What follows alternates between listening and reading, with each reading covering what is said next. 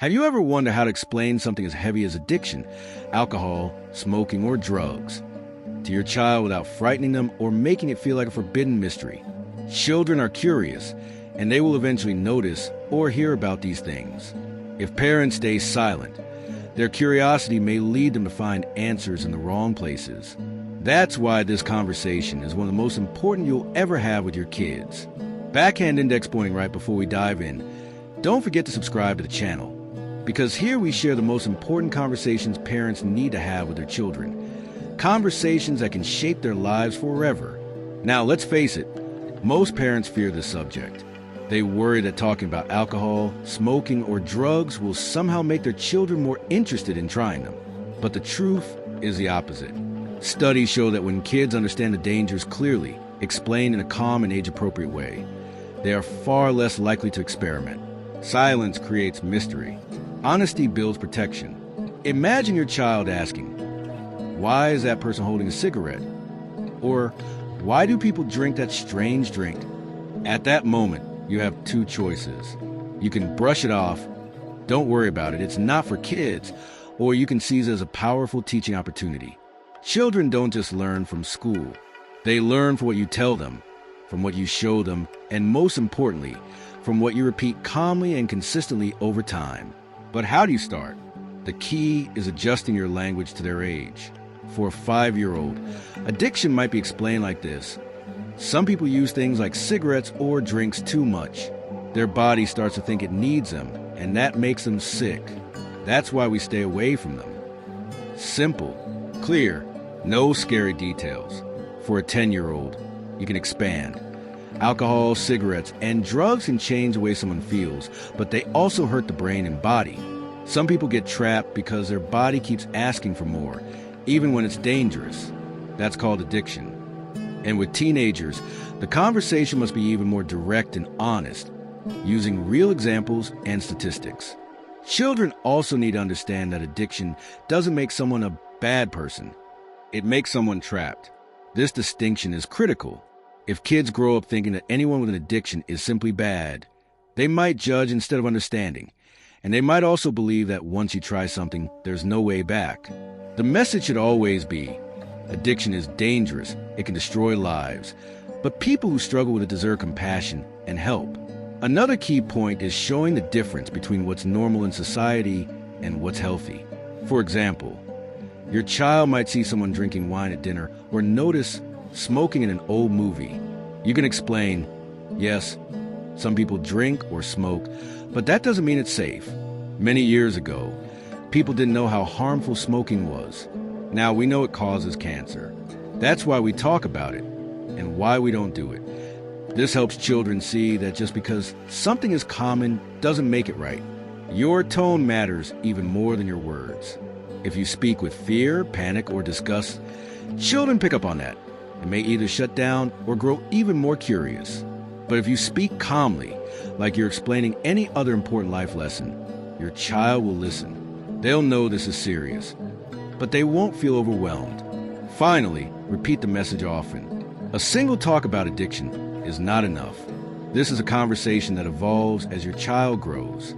Think of it like planting seeds. You water them again and again until they grow strong roots. Each time your child sees or hears something related to alcohol, smoking, or drugs, use that as a chance to reinforce a lesson. This is how you build not just awareness, but resilience. You're teaching your child to look at the world with clear eyes, to ask questions, and to make choices based on knowledge, not pressure, not curiosity, and not ignorance. And when the day comes that they're offered something harmful, your words will echo in their mind. They won't just remember the danger. They'll remember the love behind the lesson. When you think about teaching your children about addiction, the goal is not just to warn them, it's to build trust. Because trust is the bridge that allows them to come back to you with their questions, their mistakes, and even their temptations. Imagine this. Your child comes home one day and says, "Someone at school said smoking is cool. Is that true?" For many parents, this is a terrifying moment. Some might respond harshly, "No, don't ever say that again. Smoking kills." But when you react with anger or fear, your child learns not to bring these questions to you again. Instead, they will ask their friends or worse, they will search online and stumble upon the wrong kind of answers. The better way is to pause, breathe, and thank them for asking. Say, "I'm glad you asked me." Some people think smoking looks cool because they see it in movies or on TV. But what those movies don't show is how harmful it is inside the body. Do you want me to explain how it really works? This response opens a door instead of closing it. It makes your child feel safe coming to you.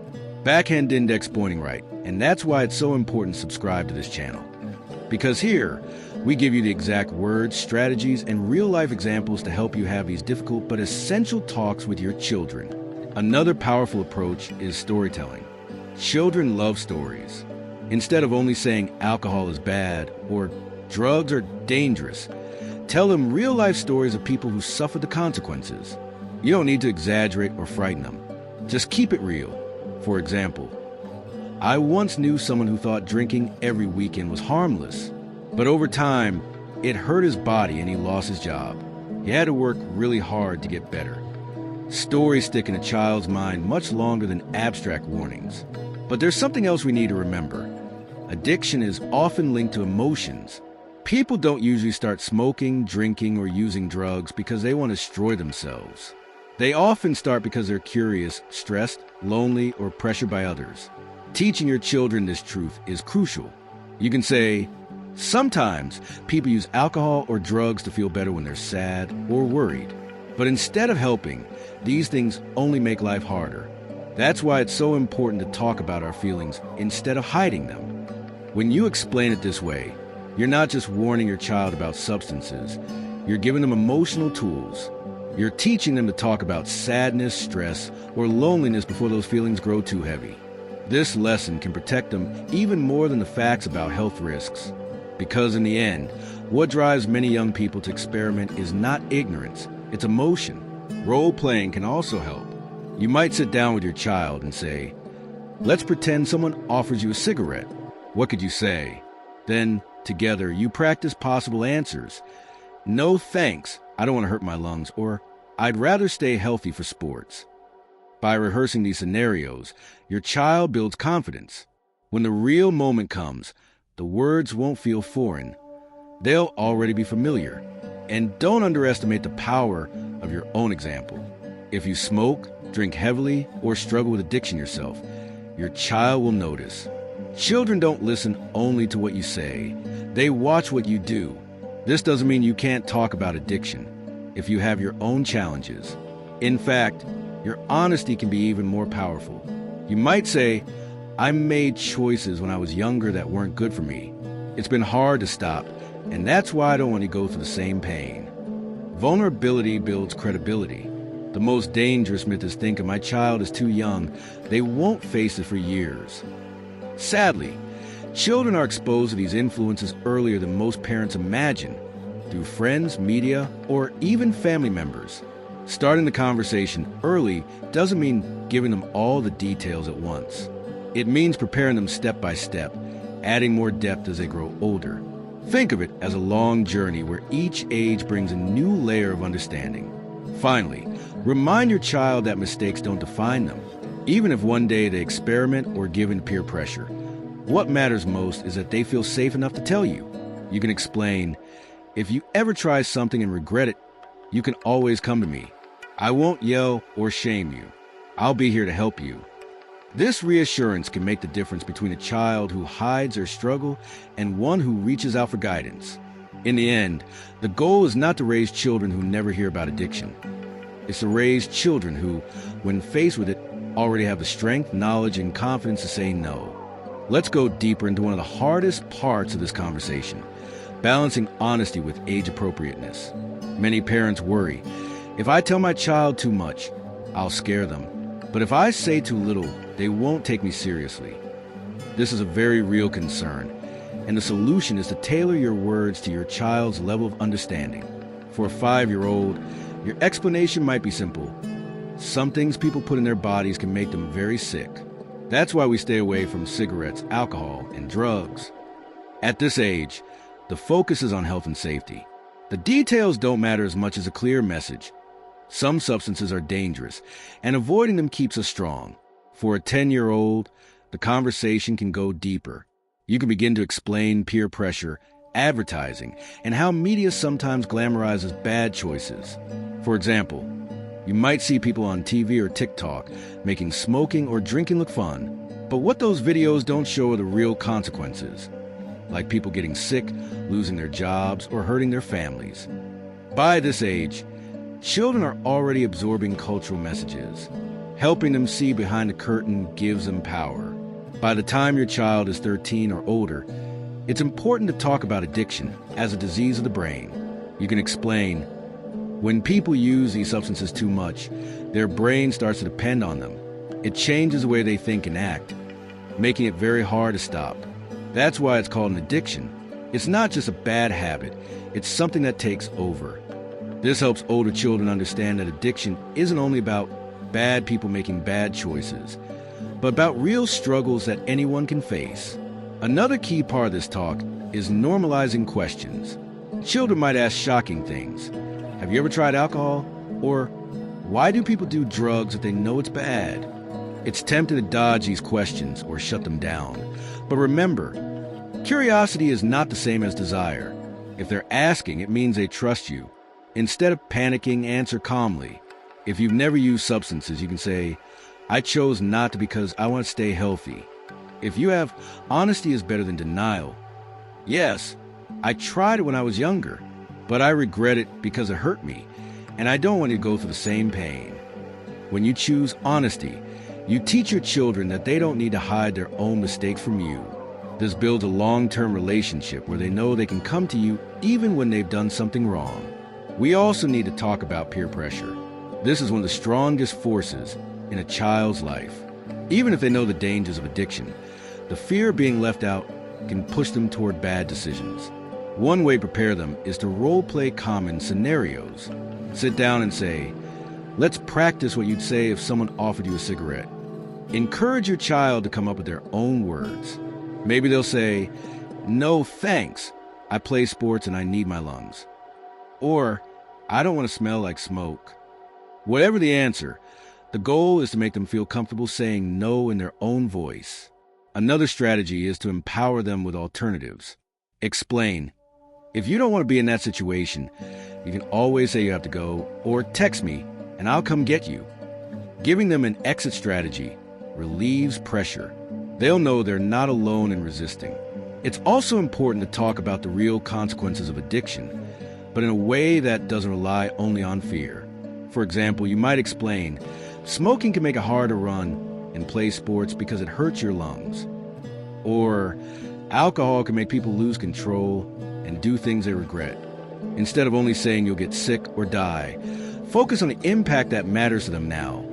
Health, freedom, sports, friendships, even trust. And let's not forget technology. Children today are bombarded with content that glorifies drugs and alcohol. Music videos, influencers, even memes can make it look glamorous. It's your role to teach them how to question what they see. You can ask, why do you think this singer is showing alcohol in their video? Do you think they're showing the whole truth? This kind of media literacy is as important as the facts themselves. Lastly, always reinforce the message of unconditional support. Let your child know. If you ever feel curious, or if you're in a situation that scares you, you can always call me. I won't judge you. I'll help you. This doesn't mean you approve of dangerous behavior. It means you're prioritizing their safety over punishment. At the heart of this conversation is a simple truth. Addiction thrives in silence and secrecy. By talking openly, honestly, and repeatedly with your children, you take away that secrecy and replace it with guidance, strength, and trust. When you reach the point of actually having to talk with your children, it's important to remember that this is not a one-time lecture. Conversations about addiction, whether it's alcohol, smoking, or drugs, are ongoing. They must evolve as your child grows, because the risks, the peer pressure, and their ability to understand change over time. If you treat this subject as something you get over within a single discussion, chances are your child will not absorb the depth of the message. Or worse, they may interpret your discomfort as a sign that it's a taboo subject. That silence can push them to seek answers elsewhere, often from peers or the internet, where misinformation thrives. So instead of focusing on a single big talk, think of it as a journey. When your child is young, you might start with very simple explanations. Some things can hurt our body, even if they look normal or fun. As they get older, you can add more layers, including the fact that some substances can cause cravings, make the brain feel like it can't live without them, and destroy relationships in the process. By the time your child reaches adolescence, you can discuss the connection between stress, peer pressure, and the temptation to escape through harmful substances. In every stage, your role is not to terrify them, but to equip them. A powerful way to reinforce this is by connecting the conversation to values your family already holds. If your child knows that your household believes in respect, honesty, and caring for one another, you can link the dangers of addiction to those values. You can explain, for example, that addiction can make people act dishonestly or hurt the people they love. Not because they are bad people, but because the addiction takes control. This keeps the conversation grounded in compassion rather than fear, while also making it clear why these choices matter. Another critical piece is listening. Many parents make the mistake of treating conversations about addiction as speeches. Long monologues where the child barely speaks. But listening is what opens the door to trust. Ask your child what they have already heard about smoking, alcohol, or drugs. You may be surprised to learn they already know more than you expect. And sometimes what they know is completely wrong. By asking questions and listening carefully, you can gently correct misinformation without making your child feel judged or embarrassed. And then there's the example you set. You cannot tell your children that alcohol is dangerous if every family gathering ends with heavy drinking. You cannot warn about cigarettes if you hide in the backyard to smoke. Children watch more than they listen, and hypocrisy is the quickest way to lose their trust. If you struggle with these issues yourself, it's not a reason to avoid the conversation. In fact, it's an opportunity. You can say, "I know how hard it is to stop once you start, and I don't want to go through the same battle." That honesty can make your words even more powerful. Finally, make sure your child knows they can always come to you. This doesn't mean they won't be tempted or make mistakes. It means they will feel safe enough to tell you if they do. And that can make the difference between early intervention and a downward spiral. When children believe that admitting a mistake will only bring punishment or shame, they hide. When they believe they will be met with guidance and love, they reach out. Talking to your children about addiction is not about perfection. It's about courage. You don't need to have all the answers, and you don't need to get every word right. What matters most is that you start the conversation. Keep it alive as they grow, and show through your words and actions that you are a safe and reliable guide. Addiction is one of the most powerful challenges your child may ever face. Not just in their lifetime, but in their friendships, their school, and their community. You cannot erase those risks. But by speaking openly, listening without judgment, and connecting your message to love and values, you can give your child armor stronger than fear. The knowledge that they are not alone and that they always have a choice. In the end, prevention is not about frightening children with horror stories, but about preparing them with truth, compassion, and resilience. And if they carry those lessons with them, you will have given them something far more powerful than warnings. You will have given them strength,